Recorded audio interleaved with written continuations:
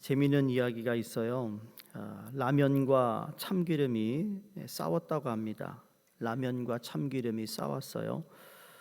얼마 후 라면이 경찰서에 잡혀갔어요. 왜 잡혀갔는가 했더니 참기름이 고소해서. 그런 참기름도 잡혀갔습니다. 왜 끌려갔을까 했더니 라면이 불어서. 근데 그 옆에 있던 구경하던 김밥도 잡혀갑니다.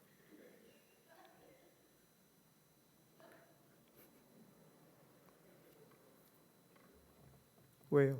왜 그럴까요?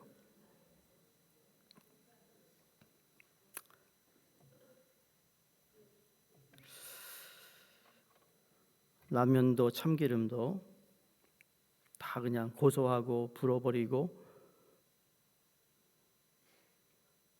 말려 들어가서. 재밌는 유머지만 우리도 모르게 이 사회 구조 속에서 말려 들어가는 삶들이 있습니다. 믿을 만한 사람을 찾는다는 것이 쉽지 않다라는 거죠. 라면을 먹으면 김밥이 생각나고 김밥을 먹으면 라면이 생각나고 우리 한국 사람이면 다 그럴 겁니다. 김밥 먹으면 떡볶이 국물에 찍어 먹어야 하고, 그게 어떻게 보면 우리 한인의 사회 구조가 된다는 거죠. 그런데 누구를 통해 고소당하고 말려 들어가고 누가 불어버려 가지고 믿을 만한 사람을 찾기 어려운 시대를 살아갑니다. 믿었다고 했는데 솔직히 믿는 사람에게 사기를 당하고 배신을 당하는 일들이 우리 주위에도 여러 우리 경험하신 분도 있겠지만 그런 일들이 생각보다 적지 않게 있습니다. 오늘 1절에 보시면 사도 바울이 그리스도의 일꾼이라는 말로 시작을 합니다. 여러분, 우리는 일꾼이라는 이야기를 참 많이 하죠. 하나님의 일꾼, 그리스도의 일꾼. 그래서 사도 바울은 예수 믿는 우리 모두를 가리켜 그리스도의 일꾼이라고 이야기하는, 여기 일꾼이라는 원어 성경에서 헤페레테스라는 단어를 씁니다. 디아코스, 그러니까 일꾼이라는 것은 또 두 가지 의미가 있는데 여기에 원어에서는 일꾼에는 헤페레테스라는 단어를 썼어요. 이 말은 무슨 말인가 하면 로마 시대에 전투함인 이 갤리선의 밑층에서 노를 젓는 노예를 말할 때 헤페레테스라고 했다라는 겁니다. 그러니까 배 밑창에서 노를 저고 있는 노예들이에요. 그 당시는 노를 저었던 사람들이 로마인도 아니고 다 노예로 잡아온 사람들, 힘께나 쓰는 사람들을 다 노를 지게 했다라는 겁니다. 근데 우리는 그리스도의 일꾼이라는 말은 그리스도께서 함장이시고 우리 모두는 그분의 지시와 명령에 따라 일하는 일꾼이라는 뜻입니다. 그러니까 하나님은 자신의 나라를 위해 섬기는 일꾼들에게 오늘 본문에 보니까 무엇을 맡겨주셨어요? 비밀을 맡겨주셨어요. 비밀을 맡겨주실 수 있는, 그러니까 그걸 맡은 자는 어떤 자인가? 그리스도의 일꾼이라는 거예요. 과거의 구약 성경에서는 유대인들이 하나님의 선택받은 민족임에도 불구하고 비밀이 아직 있었어요. 그 비밀이 뭐였어요? 메시아 예수 그리스도가 오는 거였어요. 그것이 그들에게는 아직 드러나지 않았는데 이방인들에게 예수 그리스도를 알 수 있는 비밀을 우리에게 허락하신 거예요. 그게 바로 비밀을 우리에게 맡겨주신 거라는 거죠. 여러분, 아무도 모르는 비밀을 나만 가지고 있으면 기분이 어떠세요? 내가 조금 뭐가 대단한 것 같지 않아요? 누군가가 나에게 비밀을 얘기해 주면 그 비밀을 얘기한 거에 대해서 야, 나를 믿어주네, 나에게 이런 걸 맡겨줬네 라는 생각을 한다는 거죠. 그래서 이 비밀은 예수 그리스도를 힘입어 저를 믿는 모든 자에게 구원을 주시겠다는 하나님의 복음을 의미합니다. 사도 바울과 사역자들에게는 사람들에게 하나님의 비밀 즉 복음을 전파하고 주님의 백성들이 자랄 수 있도록 양육하는 사명이 있었다라는 겁니다. 하나님께서 이와 같은 복음의 일꾼들에게 요구하시는 것이 있는데 바로 믿을 수 있는 사람이 되는 것이라는 거죠. 믿을 수 있어야 된다는 거예요. 우리가 살아가면서 믿을 수 있는 사람이 내 옆에 있다라는 건 참 중요하고 돈으로 살 수 없는 것입니다. 여러분이 자영업을 하시는 분들, 내 가게에 참 내가 매니저를 둔 사람 내가 믿을 만해. 그렇게 믿을 만한 사람이 있으면 맡겨놓고 얼마나 내가 조금 쉼을 얻기도 하고 맡길 수 있잖아요. 그런 사람이 있다라는 건 참 행복한 겁니다. 그런데 맡길 사람이 없어서 믿을 사람이 없어가지고 그냥 뭐 집에 와도 카메라 들여다보고 일하는 사람이 제대로 하나 못하나.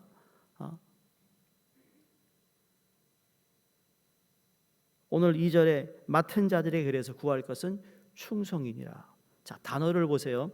그리스도의 일꾼이 등장해요. 그에게 비밀이 주어졌는데 그 비밀은 그 맡은 자가 그리스도의 일꾼이고 그리고 그 맡은 자가 해야 할 것은 뭐라고요?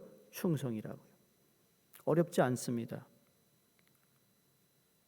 헌신 예배 때 단골로 등장하는 본문 중에 하나가 오늘 고린도전서 4장 2절입니다. 여기 맡은 자들이란 하나님 나라의 비밀을 맡은 자 혹은 복음의 비밀을 맡은 자를 의미합니다.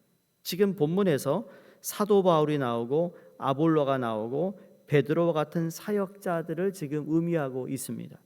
그러나 실상 이 말씀은 구원받은 모든 그리스도인에게 적용되는 말씀입니다. 왜냐하면 하나님은 우리 모두에게 바울과 같이 복음 전파의 사명을 주셨기 때문입니다. 그러면 복음의 일꾼에게 요구하시는 것이 무엇인가 오늘 크게 세 가지를 발견하는데 첫 번째는 아까 이 말씀드린 충성입니다. 복음의 일꾼에게 요구하시는 것은 충성이에요. 이 충성이라는 단어는 군사적 용어입니다.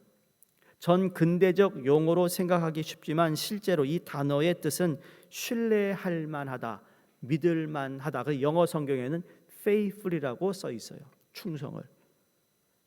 그러니까 영어에도 faithful, trustworthy라고 써있는데 충성이라는 단어는 끝까지 최선을 다해 신의를 지키는 것, 끝까지 신실한 것을 의미합니다. 잠깐 신실한 게 아니에요. 잠깐 그 사람을 속이기 위해서 충성한 것이 아니라 끝까지 신실하다. 끝까지 그 사람을 믿을 수 있다라는 겁니다. 여러분, 우리는 그래야 된다는 거예요. 끝까지 내가 그렇게 그걸 지키겠다는 얘기는 뭘까요? 어떤 의미일까요? 끝까지 의리 지키는 거예요. 세상 말로. 아니 세상에 막 조폭들도 말이에요. 의리를 지켜야 돼. 의리지 못 지켜가지고 파가 갈리고 막 싸우고 막 잘 나가던 조직이 말이죠. 막 그냥 붕괴되고. 왜 그래요? 의리를 못 지켜서. 교회를 다닌다는 건요. 첫 번째 하나님께 의리를 지키는 거예요. 내게 손해가 와도 의리를 지키는 거예요.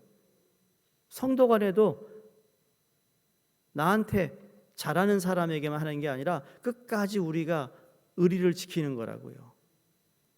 여러분 주먹을 잡고 옆에 보시고 의리 지킵시다 한번 해보시라고. 의리 지켜야지. 의리 지켜야죠. 특히 사나이가 말이죠. 의리 지켜야지. 사나이들이 그냥 요만해가지고 그냥 그 마음이 이랬다 저랬다 호떡처럼 막 뜨거우면 열리 돌렸다 절다 돌렸다. 그러면 되겠어요? 지금 사도 바울이 말하는 일꾼, 비밀을 맡은 자, 충성된 자, 끝까지 신의를 지킬 사람이냐 그렇지 않느냐는 여부에 따라 하나님이 이 시대에 찾고 계신 사람이 바로 이러한 사람, 충성된 사람입니다. 여러분 상황에 따라 가치에 따라 조건에 따라 우리 편 남의 편 쉽게 갈라지는 이 시대에 이익에 따라 오늘의 아군이 하루아침에 내일의 적군이 되어버리는 편가르기 세상 속에 오직 한 분 예수 그리스도 앞에 변치 않는 충성을 다하며 시대가 변하여도 상황이 바뀌어도 여전히 같은 주인, 같은 상관을 모시고 사는 사람이라면 그 사람이 바로 그리스도의 일꾼이라는 거예요. 끝까지 신의를 지키는 사람을 찾기 어려운 시대에서 우리가 그런 충성된 사람이 되어야 될 줄로 믿습니다. 두 번째, 복음의 일꾼에게 요구하시는 것은 그리스도의 일꾼은 남을 판단하지 않는다 그랬어요. 오늘 5절에 보시면 그러므로 때가 이르기 전 곧 주께서 오시기까지 아무것도 판단하지 말라. 그가 어둠에 감추인 것들을 드러내고 마음의 뜻을 나타내시리니 그때에 각 사람에게 하나님으로부터 칭찬이 있으리라. 남을 판단하지 말라는 말에는 판단의 행위는 하나님의 영역이라는 의미를 내포하고 있습니다. 여러분, 특히 고린도 교회는요, 바울파, 게울파, 게바파, 그리스도파, 바나바파 등 여러 파별로 나누어져서 서로를 판단하고 있는 당시 고린도 교회를 향한 권면이기도 했습니다. 바울은 자기 사역의 성공 또는 실패의 여부도 자신이 판단하지 않겠다고 지금 선언하고 있습니다. 내가 지금 잘하고 있는지 못하고 있는지 나 자신도 판단하지 않는다. 그러나 판단하지 않지만 충성을 다해 내가 복음을 위해 내가 지금 달려가고 있다라. 이것만큼은 내가 확실하지만 판단은 하나님 하실 것이다. 고린도 교회가 사도 바울에 대해서 아주 우습게 여겼거든요. 고린도 교회가 대단한 교회였어요. 영적 은사도 얼마나 많았냐고요. 그러니까 영적 은사, 영적 열매에 대해서 이야기하는 건 고린도전서 후서에서만 제일 많이 나오잖아요. 그렇던 교회예요. 힘이 있었던 교회인데, 그러니까 서로 파별이 생기고 나는 어느 쪽이고 너는 저쪽이냐 이렇게 하면서 싸우기도 하고, 그런데 이렇게 열심히 하는 교회였지만 사도 바울을 더 우습게 여겼습니다. 키도 작았죠. 머리도 대머리죠. 말주변도 그렇게 있지 않았던 것 같아요. 그러니까 게바나 이렇게 다른 사도들에 비해서 이 말을 하긴 하는, 가르치는 건 잘하는데 이 말주변이 없었던 것 같아요. 그러니까 업신여기는 얘기도 하고 그랬던 거죠. 그런데다가 뭐가 있어요? 눈병이 있으니까. 눈병 있는 분들이 앞에 사람을 보고도 제대로 누군지 알아보지 못하고 니까 지나치니까 저 교만하다 할 정도로 말이죠. 그런 오해를 받았거든요. 판단하지 말자. 기억하세요. 창세기 3장에 보면 에덴 동산에 있는 모든 나무의 열매는 다 먹되 오직 동산 중앙에 있는 선악을 알게 하는 나무의 열매는 먹지 말라고 하나님이 말씀하셨어요. 그 이유가 무엇이죠? 선악을 구별하고 선과 악을 정하시는 분은 하나님이시기 때문에 하나님의 영역을 너희가 넘보지 말라는 얘기였어요. 하나님이 괜히 그냥 쫀쫀해가지고 그거는 먹지 말라 하신 게 아니라 그건 하나님의 영역, 그 말은 하나님이 모든 주권을 가지고 있다라는 것을 네가 늘 알고 있으라는 얘기예요. 그게 하나님의 뜻이거든요. 오늘도 성경에 보시면 6절에 뭐라고 말씀하죠? 형제들아, 내가 너희를 위하여 일에 나와 아볼로를 들어서 본을 보였으니 이는 너희로 하여 그 기록된 말씀 밖으로 넘어가지 말라 한 것을 얘기합니다. 이 바운드리가 있다라는 거예요. 너희가 살아가는 영역의 바운드리가 있어. 하나님의 영역의 바운드리가 있는데 그 영역의 바운드리를 너희가 넘어서지 마.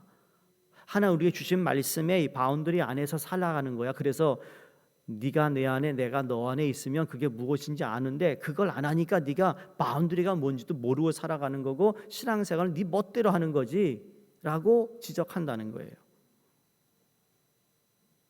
그러니까 심판의 영역, 판단의 영역은 주님에게로 넘겨주라는 겁니다. 함부로 남을 판단하는 것은 하나님의 영역을 침범하는 것인데 여러분 그 죄를 범하지 않으시기를 바랍니다. 주님의 일꾼을 부리는 이도 주님이시고 판단하시는 이도 주님이시고 종은 단지 주인의 명령을 따를 뿐 주인이 종의 일을 판단하지 못한다. 우리가 넘지 말아야 할 선이 있다라는 것을 이야기합니다. 마지막 세 번째, 그리스도의 일꾼에게 요구되는 것은요, 자기 낮아짐입니다. 낮아짐. 9절을 보시겠어요? 내가 생각하건대 하나님이 사도인 우리를 죽이기로 작정된 자같이 끄트머리에 두셨음에, 끄트머리에 두셨대요. 사도인 우리, 복음의 일꾼, 비밀의 비밀을 맡고 충성된 자들이 끄트머리에 두셨으며 13절에 받은즉 권면하니 우리가 지금까지 세상의 더러운 것과 만물의 찌꺼기같이 되었도다. 그리스도의 일꾼의 위치는 절대로 높은 자리가 아니라는 것을 사도 바울이 말씀합니다. 존경받는 자리도 아닙니다. 오히려 그 반대라고 사도 바울은 말합니다. 주님의 일꾼은 늘 끄트머리가 내 자리라는 거예요. 예수님도 자리에 대해서 말씀하신 적이 있잖아요. 어디 초청을 받아서 잔치집에 갔는데 어디에 앉아야 할까? 저 높은 자리에 앉지 말라고 그러잖아요. 낮은 자리에 앉아 있으면 그 주인이 왜 거기 앉으셨어요? 일로 앉으세요. 높은 자리에 앉히면 그게 얼마나 좋으냐. 근데 높은 자리에 앉아. 당신 왜 거기 앉아? 일로 와, 나와. 절로 가. 그 얼마나 이게 부끄럽냐는 거예요. 저희도 그런 생각, 목사가 교회에서 제일 높은 자리가 아니에요. 솔직히.